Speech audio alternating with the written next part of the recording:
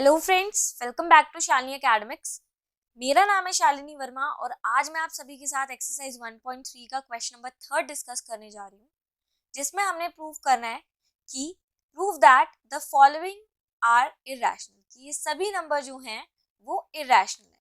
तो हम क्या करेंगे बेटा, सबसे पहले तो हम पार्ट 1 को उठा लेते हैं, 1/√2। हमें इसे इरेशनल प्रूव करना है और हम सभी जानते हैं जब हमें किसी चीज को इरेशनल प्रूव करना होता है तो हम उसे रैशनल मानते हैं। ठीक है, तो हम लिखेंगे let us assume the contrary that 1/√2 is a rational number. अब हम सभी जने जानते हैं कि वो चीज जो रैशनल होती है उसको हम P/Q की फॉर्म में रिप्रेजेंट कर सकते हैं और Q कभी भी जीरो नहीं होता। तो क्या हम लिख सकते हैं, क्योंकि हमने ये माना है कि 1/√2 जो है वो रैशनल है, तो हम इसको इस तरीके से 1 सेकेंड A/B के इक्वल लिख सकते हैं। ठीक है, और जब हम इसका क्रॉस मल्टीप्लाई करेंगे तो यहाँ जो है वो √2 आ जाएगा, B इधर चला जाएगा और A नीचे आ जाएगा। ठीक है, तो हम जानते हैं कि √2 को हमने कैसे लिख दिया, B/A की फॉर्म में लिख दिया, राइट। तो हम लिख सकते हैं यहाँ पर P/A is in the form of P/Q। P/Q की फॉर्म में है B/A, इसीलिए देन इट इज रैशनल। इसीलिए ये वाला जो पार्ट है वो क्या हो गया है, रैशनल हो गया।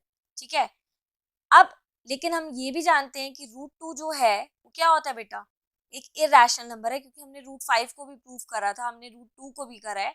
तो हम लिखेंगे यहाँ पर बट √2 जो है इज इरेशनल नंबर। तो हम लिखेंगे कि जो हमने माना था, जो हमारी कॉन्ट्राडिक्शन थी, जो हम मान के चल रहे थे कि 1/√2 जो है वो एक रैशनल नंबर है, वो गलत हो चुकी है। तो हम लिखेंगे यहाँ पर सो दिस कॉन्ट्राडिक्शन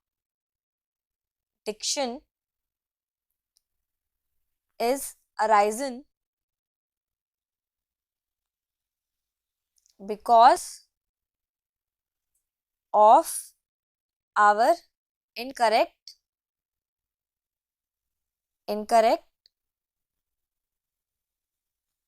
एजम्पशन। क्योंकि हमने इनकरेक्ट एजम्पशन ली थी, इसीलिए ये गलत हो चुकी है। तो हम लिख देंगे hence 1/√2 is an irrational number, hence proved। इसीलिए जो 1/2 है वो एक irrational नंबर है। सो स्टूडेंट, सेकंड पार्ट की तरफ मूव करते हैं। सेकंड पार्ट क्या कह रहा है, सेकंड पार्ट क्लियरली बोल रहा है कि 7√5 को आपने irrational प्रूव करना है। तो हम एज्यूम करते हैं सबसे पहले कि एक रैशनल नंबर है। तो हम लिखते हैं कि let us assume the contrary that 7√5 जो है is a rational number। तो 7√5 को हम कैसे लिख सकते हैं, A/B के इक्वल रख सकते हैं। हमें रूट वाला पार्ट होता है बेटा बिल्कुल टोटली अलग करना होता है, तो हम इस 7 को नीचे ले आएंगे डिनोमिनेटर में और हम लिखेंगे A/B, 7 नीचे आ गया और यहाँ क्या रह गया, √5। तो हमें दिख रहा है कि हमने जो है A7B को is in the form of, किस फॉर्म में रिप्रेजेंट कर दिया है, is in the form of P/Q के, इसीलिए देन इट इज रैशनल, ये रैशनल हो गया है। लेकिन हम सभी जने जानते हैं कि क्या √5 रैशनल होता है, नहीं होता ना, √5 कभी भी रैशनल नहीं होता। तो हम लिखेंगे but we know that √5 is irrational। √5 तो irrational है। फिर भी ऐसा हो सकता है बेटा कि एक रैशनल चीज इरेशनल के इक्वल हो, कभी नहीं हो सकता ना। तो हम क्या लिखेंगे बेटा यहाँ पर कि जो √5 है वो क्या है, इरेशनल है, इसी वजह से ये वाली पार्ट भी जो है वो क्या हो जाएगा, इरेशनल हो जाएगा। तो हम लिखेंगे सो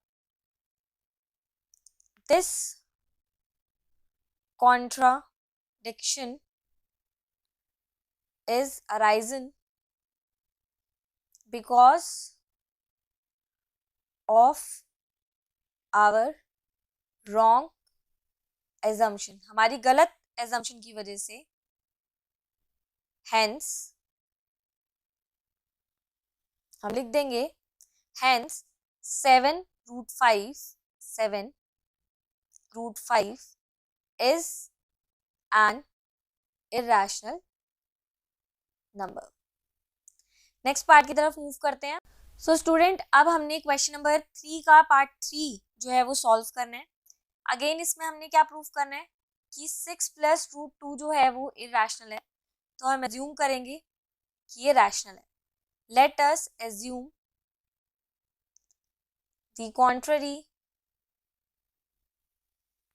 दैट 6 + √5 इज रैशनल। तो हम लिखेंगे 6 + √5 अगर रैशनल है तो इसको हम a/b की फॉर्म में लिख सकते हैं, राइट। और हमें रूट वाली चीज अलग करनी होती है तो हम 6 को इधर ले आएंगे, ऐसे लिखेंगे हम a/b - 6 = √5। और क्योंकि ये वाला जो पार्ट है हम लिख देते हैं a/b - 6 is in the form of p/q। तो इट्स रैशनल, इसीलिए रैशनल है। लेकिन हम सभी जने जानते हैं, बट वी ऑल नो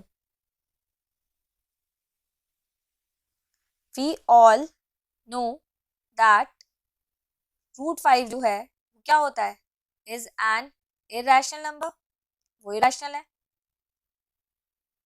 और ये भी हम सभी जने जानते हैं कि कभी भी कोई इरेशनल चीज रैशनल के इक्वल हो ही नहीं सकती है। तो हम यहाँ क्लियरली लिख देंगे hence this contradiction is arisen because of our wrong assumption। ये ऐसा इसलिए हुआ क्योंकि हमने wrong assumption ली थी, और इसीलिए जो है हम लिख देंगे therefore जो हमारा है 6 + √2 is an irrational number। इसी के साथ ये क्वेश्चन फिनिश हो जाएगा बेटा। और अगर आपको कोई भी डाउट है तो आप पूछ सकते हैं। आई होप आपको समझ आया ये पूरा क्वेश्चन। Thank you.